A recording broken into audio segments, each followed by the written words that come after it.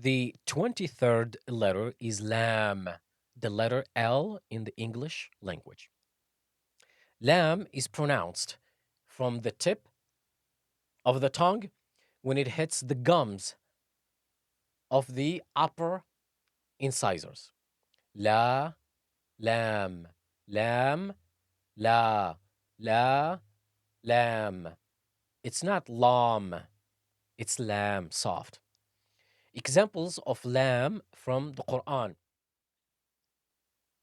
أعوذ بالله من الشيطان الرجيم.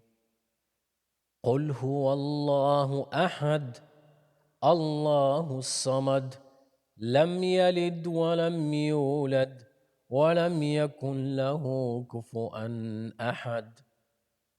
Expressing a profound concept about the nature of Allah subhanahu wa ta'ala's existence. This is the concept of Allah subhanahu wa ta'ala in Islam. This is the same concept all the prophets and the messengers preached to other people, nations, and tribes.